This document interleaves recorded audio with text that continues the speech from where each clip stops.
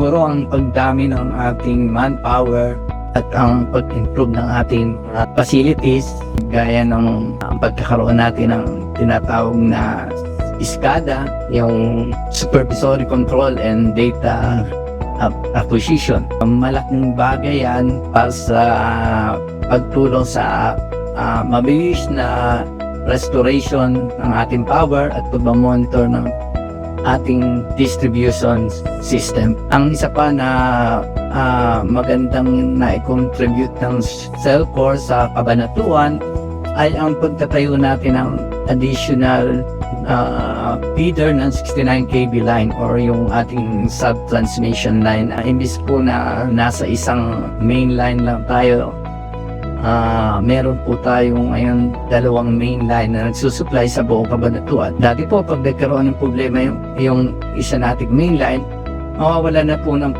kuryente yung buong Cabanatuan. Ngayon po may kanya-kanyang sinusupplyan yung dalawang main line, kaya hindi na po tayo magto-total power interruption in case na magka-problema sa bawat linya. Nagkaroon ng implementation ng system improvement na lahat po talaga ng installation, distribution ng Cellcore ay inayos. Kaya po sa ngayon, lahat po ng pag-monitor ng electrical distribution dito sa lungsod ng Cabanatuan ay nagagawa na po by remote control.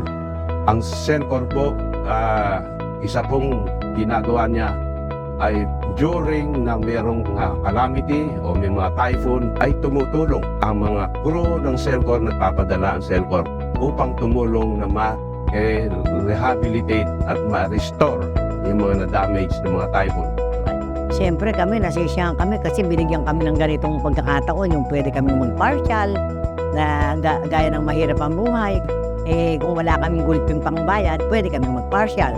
Hapon na po yun, mga bandang magpa-5. Nag-report po kami, bago po kami makarating sa bahay namin, ginagawa na po yung linya po namin. Kaya goods po yung service ng Cellcore.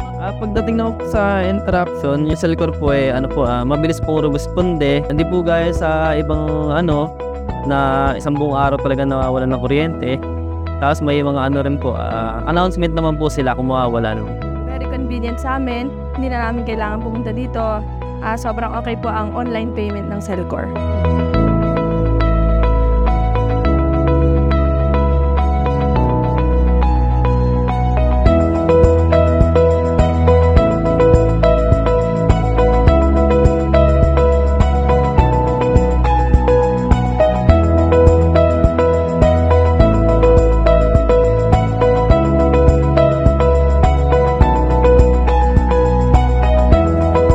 Salamat kabayan. Salamat kabayan. Salamat kabayan. Salamat kabayan! Salamat, kabayan! Salamat kabayan!